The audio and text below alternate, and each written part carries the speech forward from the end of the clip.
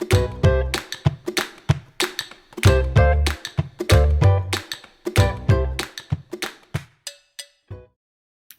everyone, my name is Miss Carman. Hello, I'm Miss Gonzales. Hi, my name is Miss Chavez. Hey kids, so we're going to start the day by going over music terminology that's going to be used in our lesson today. So if you would like to pause the video whenever needed to write down the definitions, feel free to. So first, we have rhythm. The varied lengths of sounds and silences in relation to the underlying beat. Tempo, the speed of the underlying pulse of the music. Meter, refers to how artists group the steady beats. Melody, the succession of sounds and silences that move upward, downward, or stay the same. Musical staff, consists of 5 parallel lines and 4 spaces, and it is needed to read music.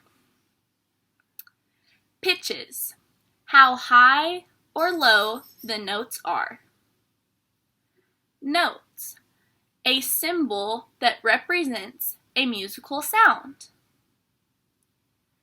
Clef signs, determine the pitch level, higher or lower.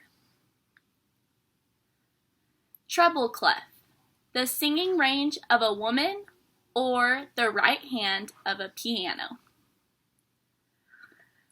Bass clef, singing range of men and the left hand of the piano.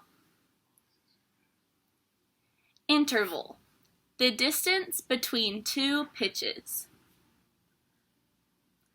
Harmony, usually the accompaniment or supportive sounds to a melody. Form, structure or design of the music. Expression, consists of dynamics and timbre. Dynamics, term used by musicians to represent the louds and softs of music. Timbre, tone color in music. Next, we're going to move on to the anchor charts and the other visuals used to help you with this vocabulary.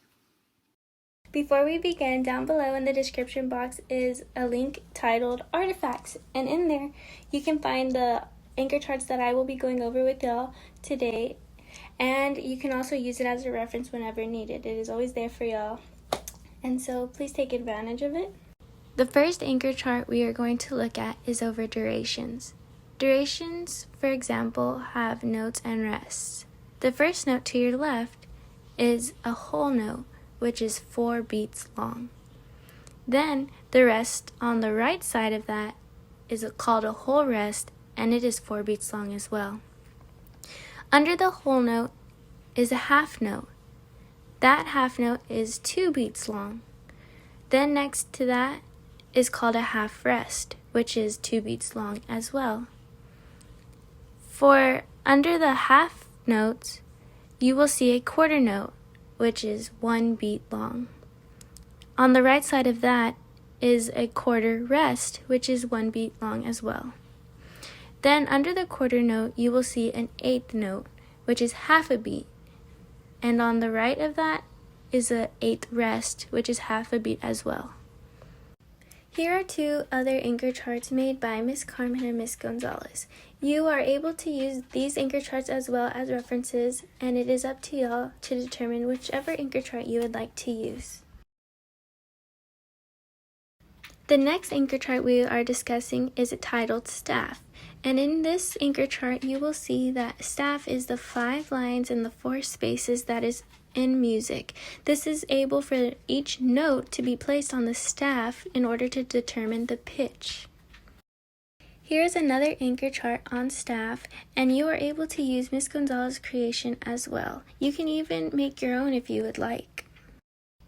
Pitches is the next anchor chart that we will be discussing.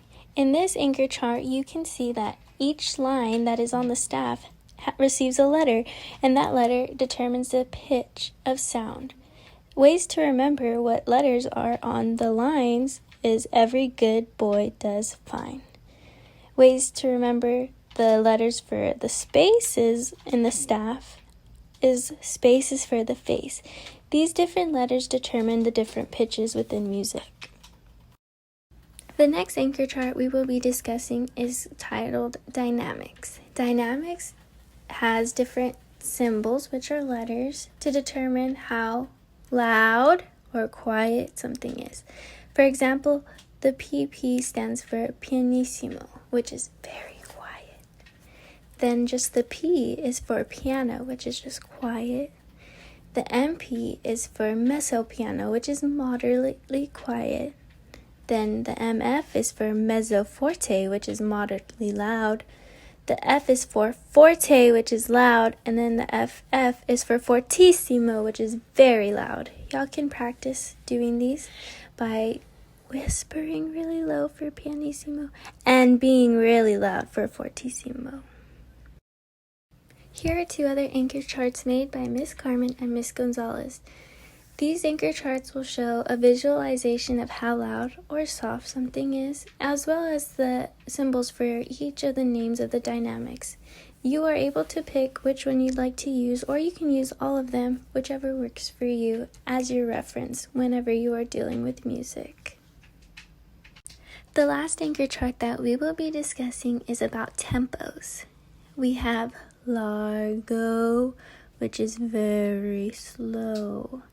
Adagio, which is slow. Moderato, which is medium. Allegro, which is fast. And presto, which is very fast. You can practice this by talking really slow to really fast. And as you notice, the further we go, it will help you better understand music. These other two anchor charts are by Miss Carman and Miss Gonzales.